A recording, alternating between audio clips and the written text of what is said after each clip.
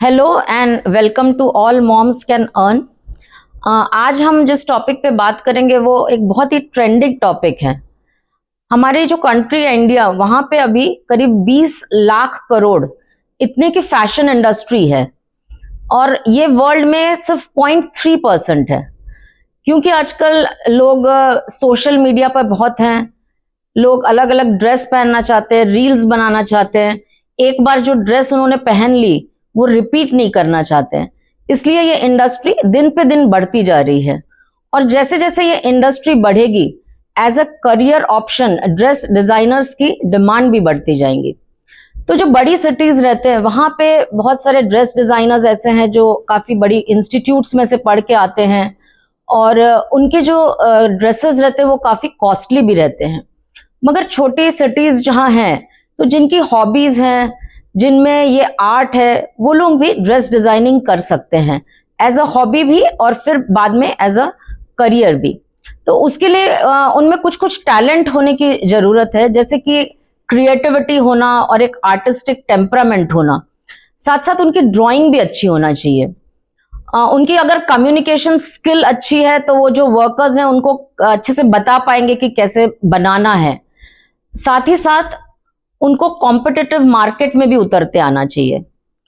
उसके साथ ही उनको हर फैब्रिक की एक डिटेल जानकारी ले लेनी चाहिए, जिससे किस फैब्रिक को कहाँ यूज कर सकते हैं, किस पे एम्ब्रॉयडरी कर सकते हैं, ये सब वो डिटेल कर सकेंगे। तो धीरे धीरे हम देखते हैं कि अगर छोटे शहर में किसी में ये टैलेंट है तो वो भी ड्रेस डिजाइनिंग करके उसे एक बिजनेस बना सकता है और ये बिजनेस वो अपने घर से भी चला सकते हैं। तो आज हमारे साथ जो गेस्ट हैं वो 2010 से ड्रेस डिजाइनिंग का काम बहुत अच्छे से कर रही हैं और उनकी एक और स्टोरी ऐसी है कि उन्होंने एमबीए किया हुआ है और ऑस्ट्रेलिया में ये एक अच्छी कंपनी में जॉब कर रही थी, मगर किन्हीं कारणोंवश 2010 में वो अकोला आई और फिर उन्होंने यहाँ का मार्केट स्टडी किया और उनको ऐसा लगा कि यहाँ ड्रेस डिजाइनिंग कोई बहुत अच्छा कर नहीं रहा है, तो क्यों ना अपन उसे एक प्रोफेशन करके अपनाएं। और कारीगर उन्होंने ढूंढे, यहाँ बहुत अच्छे कारीगर ना होने की वजह से मुंबई से लेके आई वो, और इतने सालों से बहुत अच्छा बिजनेस कर रही हैं। तो जिसमें भी ये टैलेंट है वो इसको एज अ बिजनेस स्टार्ट कर सकता है। तो आइए आज मिलते हैं मिसेस जगजीत माकन से। तो ये हैं मिसेस जगजीत माकन एंड अपन सबसे पहला क्वेश्चन मेरा सबसे शायद यही रहता कि क्यों लगा कि ड्रेस डिजाइनिंग में अपन ने करियर बनाना चाहिए और अकोला जैसी सिटी में मूव होने के बाद यहाँ ये बिजनेस चलेगा अपना। एक्चुअली कपड़ों का शौक तो रहता ही है जब यंग रहते हैं, और ऐसा था कि अकोला में ना चीजें मिलने वाज अ बिग टास्क, मिलता नहीं था इजीली चीजें। तो एक हमेशा बैक ऑफ द माइंड रहता था कि जब कभी मैं अकोला शिफ्ट होंगी वापस तो मैं बुटीक जरूर खोलूंगी। बहुत ज्यादा एक्सपीरियंस नहीं था, बट शौक बहुत होने करके मैं इवन बिफोर मैरिज में अपना मतलब बहुत सारी चीजें ना कस्टमाइज करवाती थी वहां टेलर्स से। तो वो चीज माइंड में रख क्रिएटिविटी पहले से धीरे धीरे फिर स्टार्ट किया ये चीज को विद सेलिंग ऑफ फैब्रिक्स पहले, एंड 6 months लेटर मैंने पूरा सेटअप करके स्टाफ वगैरह रख के स्टिचिंग का पार्ट स्टार्ट किया था। तो जैसे जब से आपने स्टार्ट किया होगा ड्रेस डिजाइनिंग, तो मुझे भी बहुत ज्यादा मालूमात नहीं है, तो क्या मशीनरी इस चीज के लिए कुछ अलग लगती है अपने को? जो स्विंग मशीन होती है दिखने में वो आपको नॉर्मल स्विंग मशीन ही लगेगी, बट जो टेलरिंग की मशीन्स होती है वो थोड़ी सी हैवी रहती है। They are known as full shuttle machines, थोड़ी सी हैवी। एक आध आजकल अभी थोड़ी ऑटोमेटेड या थोड़ी सी चाइनीज मशीनरी भी आ गई है, तो वो भी हमने रखी हुई है।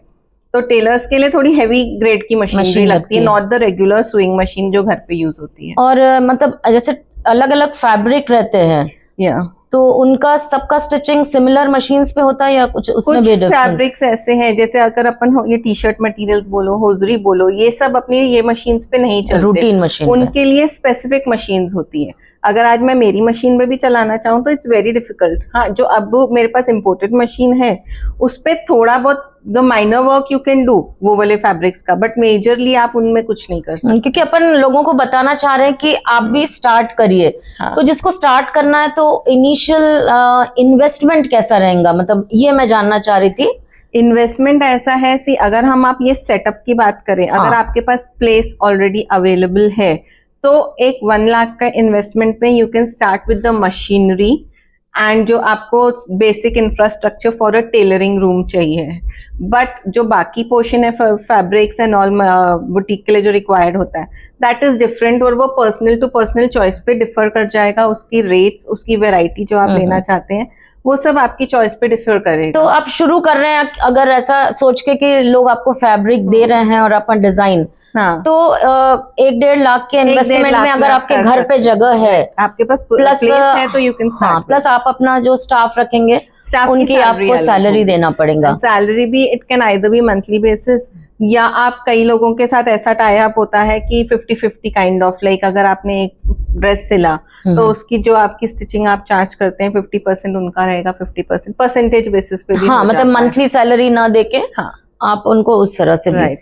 तो आप जो डिजाइन करती हैं, तो रॉ मटेरियल वगैरह जो है वो कहाँ से आता है आपके पास? देखो, रॉ मटेरियल बेसिक तो है जो फैब्रिक है, फैब्रिक या तो आप मुझे प्रोवाइड करेंगे, या मेरे पास जो है अगर आपने उसमें से भी परचेज किया तो कोई इशू नहीं है। बाकी उस पे जो हम डिजाइन फाइनल करते हैं, अगर उस पे हैंडवर्क वगैरह कुछ करवाना है तो वो हम करवा के देते हैं। फिर उसके बाद अगर आपको उस पे कुछ लेस वर्क चाहिए या बटन्स वर्क चाहिए तो वो हम भी प्रोवाइड करते हैं, या अगर आप चाहते हैं आप अपनी चॉइस का लाके दे तो वो भी चलता है। तो वो बल्क में कहाँ से आप लाती हैं? बहुत सारी चीजें ऐसी हैं जो मैं आज भी मुंबई से लाती हूँ। अच्छा। बहुत, क्योंकि थोड़ा चेंज ऑफ वैरायटी हो जाता है। जो आपको अकोला में मिलेगा वो हर कोई आप देख सकता है वो चीज को, बट जो मुंबई से लाई हुई चीजें होती है फिर वो थोड़ी यूनिक और डिफरेंट हो जाती है। और रेट्स में कुछ फर्क रहता है, जैसे यहाँ से ले या बड़ी सिटी से आप ले? ऑब्वियसली थोड़ा आप बल्क में जब परचेज करेंगे तो रेट में भी डिफरेंस पड़ता है, डिफरेंस मिलेगा। तो लोग जो आते हैं आपके पास, मतलब क्या डिमांड रहती है उनकी यूजुअली? मतलब सिंपल रूटीन ड्रेसेस या बहुत ओकेजनल वेयर उनको दोनों चाहिए? हर टाइप का कस्टमर दोनों तरह के, depending on the season. Festival season हो, शादियों का सीजन हो, तब सबको कस्टमाइज करके हेवी ड्रेसेस चाहिए, फंक्शनल वेयर चाहिए। अब जैसे ये समर स्टार्ट हो रहा है तो हर किसी की रिक्वायरमेंट होगी सॉफ्ट प्योर कॉटन और बेसिक डेली वेयर के ड्रेसेस, या इवन अगर उनको थोड़ा सा एक्सक्लूसिव चाहिए पर वो कॉटन बेस में ही चाहिए, सो दैट वो थोड़ा फंक्शनल या सेमी पार्टी यूज कर सके, बट बेस कॉटन ही चाहिए उस चीज का। तो वो चेंज होते रहता है एज पर सीजन या मैरिज सीजन से, हाँ आता होगा, तो उस हिसाब से। तो कभी ऐसे कुछ ऐसे बल्क में भी आप बनाते हैं, जैसे कोई ओकेजन है या कोई स्कूल है या कुछ फंक्शन है? SOS की टीचर्स की आज से आई थिंक 4 years बैक हमने उनकी यूनिफॉर्म पूरे डिजाइन करके दी थी उनको। That was a kurta pants and ऊपर एक जैकेट। और लास्ट ईयर हमने कैम्ब्रिज की भी यूनिफॉर्म्स बनाई थी।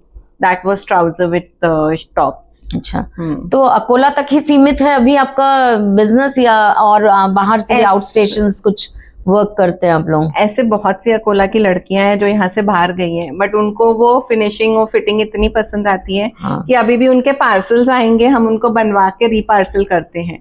लाइक आज ही मेरा एक पार्सल निकलने वाला है फॉर नासिक। एक मेरी कस्टमर वहां है तो उनके आज पूरे 9-10 ड्रेसेस बना के हमें नासिक पार्सल करना है रात में। तो अभी तो जैसे अब सोशल मीडिया अभी बढ़ गया शायद लास्ट 5-6 सालों में, जब आपने शुरू किया 2010 में तो इतना ट्रेंडिंग नहीं था ये सब चीजें, कुछ भी नहीं था ये तो आपने एज अ न्यू कमर अकोला में ये बिजनेस स्टार्ट किया, तो शुरू में एडवर्टाइजमेंट आप की, या लोग जाने भाई कि ये अच्छा बनाती हैं? सी एडवर्टाइजमेंट ऐसी थी कि जो मेरे आसपास मुझे लोग जानते थे, स्टार्ट तो उन्हीं से हुआ, हमारे समाज से हुआ। देन उसके बाद I was a member of inner wheel club, I am a member of inner wheel club, तो वहां से मेरा फ्रेंड सर्कल उन लोगों ने स्टार्ट किया। एंड देन धीरे धीरे वर्ड ऑफ माउथ से जो पब्लिसिटी हुई, बिकॉज पर्सनली मेरा मानना ऐसा है कि अगर आपका काम अच्छा है ना तो जो वर्ड ऑफ माउथ से आपकी स्प्रेड होगा, that is going to be the best publicity. जैसे लोग खुद आए आपके पास rather than you calling them कि आप आओ मेरे पास।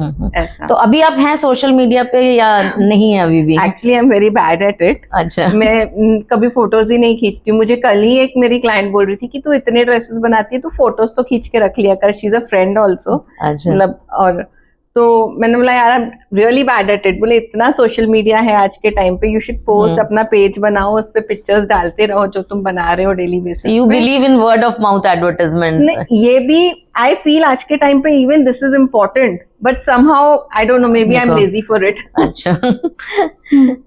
तो इवन मेरी डॉटर चिल्लाती है इस चीज के लिए कि mamma you should do it. Okay. तो डिजाइनिंग जो रहता है वो मतलब लोग जैसे आते हैं तो वो कुछ खुद कस्टमाइज कराते हैं या कुछ डिजाइन्स लेके आते हैं या आपको ऐसा कुछ बताते हैं कि भाई इस मूवी में ऐसा था या ये सीरीज में तो मुझे ये तो वैसा बहुत होना, होता है। इस वैसे टाइप का? मूवीज के पिक्स लेकर आएंगे या फिर ऑनलाइन कुछ देखा है कोई ड्रेस, उसकी पिक्स लेकर आएंगे लोग कि हमको सेम टू सेम ऐसा बना के चाहिए, या किसी के पास बहुत सारी रखी हुई साड़ियां होती हैं आजकल, उसमें से बहुत कुछ कस्टमाइज हो कर रहा रहे है हैं, कि हाँ। उसमें से आप वन पीस बना रहे हो या इंडो वेस्टर्न ड्रेसेस बना रहे हो या नॉर्मल, मतलब उसमें से आउटफिट आजकल बहुत बन रहे हैं। और ऑनलाइन देख देख के तो लोगों के पास रोज खुद ही कुछ ना कुछ नए डिजाइन आते हैं। And on the other hand ऐसे भी लोग हैं जो सिर्फ कपड़ा ला के रख दिया कि आप देख लो आपको कैसे बना के देना है, कि हमें पता है अच्छा ही शायद बनेगा। सालों से जो आ रहे हैं उनको हाँ पता है कि यस राइट। तो जैसे सबका एक कुछ ना कुछ रहता है कि ये पर्टिकुलर, तो ऐसी कुछ सिग्नेचर कुछ आपका है जो भाई ये तो इन मैडम से ही बनाना चाहिए जाके? May be because I am a Punjabi, तो सबको लगता है कि जो पंजाबी ड्रेस आप बना के देंगे तो वो और कोई नहीं बना के देगा। तो मतलब उसमें उनको एक्सपर्टीज हाँ, ऐसे उन सबकी ये मेंटालिटी ऐसी हो गई है क्योंकि कि आप पंजाबी हैं तो जो आपके टेस्ट की ड्रेसेस है वो हमको कोई नहीं बना के दे सकता। तो क्योंकि ये प्रोग्राम अपन जो हाउस होल्ड लेडीज हैं उनको ज्यादा एनकरेज कर रहे हैं देखने, तो आपने जैसे शुरुआत की, बच्चे छोटे रहते हैं तो घर का सब काम देखते हुए ये बिजनेस आपने स्टार्ट किया, तो कभी कोई डिफिकल्टीज आई, घर का सपोर्ट कैसा रहा ये सब जर्नी? सी डिफिकल्टीज तो आप, चैलेंजेस तो हर चीज में आपको फेस करना ही है। जब मैंने ये स्टार्ट किया इनिशियली, जब मेरा बुटीक जब स्टार्ट हुआ तो उसके 6 मंथ्स बाद मेरी डॉटर बॉर्न हुई थी। तो जब तक मेरी डॉटर नहीं बॉर्न हुई थी मैंने ये स्टिचिंग पार्ट स्टार्ट नहीं किया था। मेरी बेटी सिर्फ 6 मंथ्स की थी जब ये स्टिचिंग पोर्शन हमने स्टार्ट किया। अच्छा।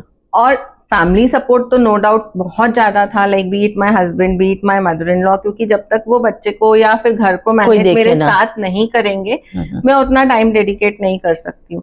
बट ये रहता है अगर अपने मन में कि अगर हमें कुछ करना है तो उसके लिए वी शुड बी रेडी कि चैलेंजेस भी फेस करने ही है अपने लाइफ में।